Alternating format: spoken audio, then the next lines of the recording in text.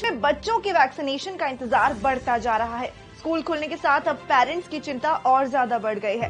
क्यों डिले हो रहा है बच्चों का वैक्सीनेशन और इस मसले पर क्या कर रही है सरकार, आइए समझते हैं।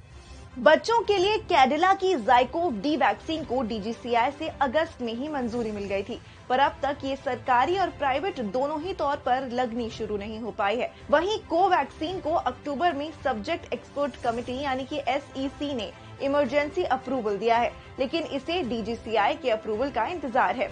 अब सवाल ये है कि ज़ाइकोव डी अगस्त में ही अप्रूवल मिलने के बावजूद अब तक मार्केट में क्यों नहीं आ सकी। इसके 3 कारण हैं। पहला, कंपनी और सरकार के बीच वैक्सीन की कीमत को लेकर सहमति नहीं बन पा रही थी।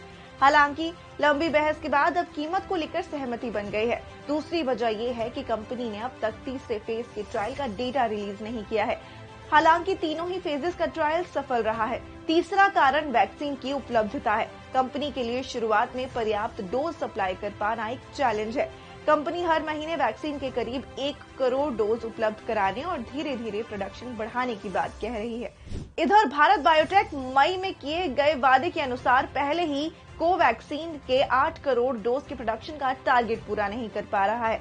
कंपनी फिलहाल हर महीने करीब 3.5 करोड़ डोज का प्रोडक्शन कर रही है। ऐसे में बच्चों के लिए अप्रूवल मिल भी जाए तो कोवैक्सीन का प्रोडक्शन एक बहुत बड़ा चैलेंज है। जायडस कैडिला की ज़ाइकोव डी 12 साल से ज्यादा उम्र के बच्चों को लगाई जा सकती है। इसके 3 डोज लेने होंगे। पहले डोज के 28 दिन बाद दूसरा डोज और फिर 56 दिन बाद तीसरा डोज लेना होगा। 66% एफिकेसी के साथ ये दुनिया की पहली DNA बेस्ड वैक्सीन है। वहीं भारत बायोटेक की कोवैक्सीन 2 से 18 साल के बच्चों को लगाई जा सकती है। इसके 2 डोज लगाने होंगे। पहला डोज लेने के 4 से 6 हफ्ते में दूसरा डोज लिया जा सकता है। 77% एफिकेसी के साथ ये वैक्सीन इनएक्टिवेटेड वायरल से बनाई गई है। कोरोना नियमों को लेकर लोगों का रवैया अब ढीला पड़ गया है। ऐसे में अब बच्चों का वैक्सीनेशन जल्द से जल्द शुरू होना बेहद जरूरी है। फिलहाल दिसंबर से बच्चों का वैक्सीनेशन शुरू होने की उम्मीद की जा रही है।